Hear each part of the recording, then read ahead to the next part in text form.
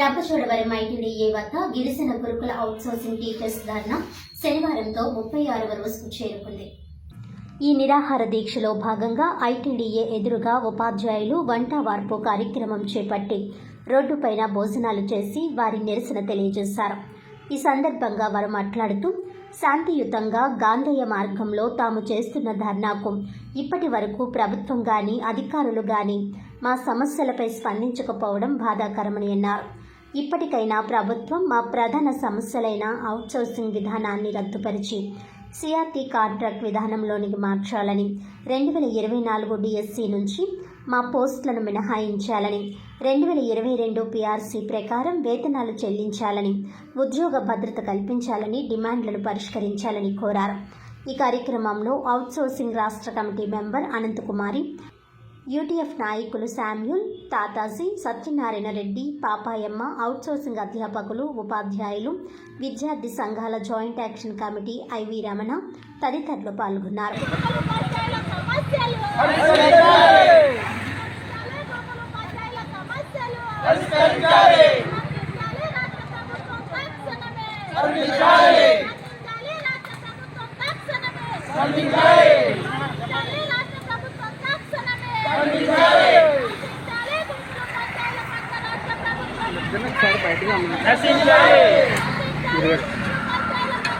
అందరికీ నమస్కారం అండి. నా పేరు శామ్యూల్ జాన్. నేను గిరిజన గురుకుల బాయ్స్ స్కూల్లో మరి టీజీటీ ఇంగ్లీష్గా పనిచేస్తూ ఉన్నాను. గత 10, 12, 15 సంవత్సరాల నుంచి మా గిరిజన గురుకుల మరి విద్యా సంస్థల్లో మా ఉపాధ్యాయులు పనిచేస్తూ ఉన్నామండి. అందరూ కూడా అవుట్సోర్సింగ్ విధానంలోనే పనిచేస్తూ ఉన్నారు. మా గిరిజన బైలాస్ ప్రకారం, మా సొసైటీ బైలాస్ ప్రకారం ఎక్కడ కూడా గిరిజన మరి గురుకుల వ్యవస్థలో అవుట్సోర్సింగ్ అనేది లేదండి.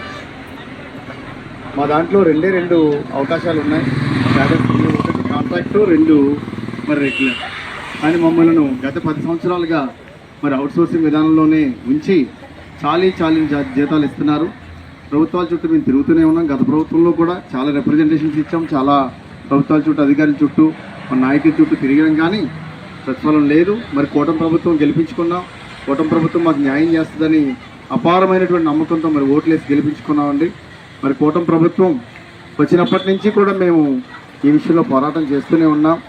మరి మా న్యాయమైనటువంటి డిమాండ్లు కూటమి ప్రభుత్వం పరిష్కరించాలని మరొకసారి జ్ఞాపకం చేస్తున్నామని. మేమేం అడగట్లేదు. ఆమోదయోగ్యం కానివి లేదంటే అసాధ్యమైనటువంటి హామీలు మేమేం అడగట్లేదండి. మమ్మల్ని అవుట్సోర్సింగ్లో నుంచి కాంట్రాక్ట్ విధానంలోకి మార్చండి. మా బైలాస్లో, మా గురుకుల బైలాస్లో ఏదైతే ఉందో దాన్నే మమ్మల్ని కాంట్రాక్ట్ విధానంలోకి మార్చమని అడుగుతా ఉన్నాం.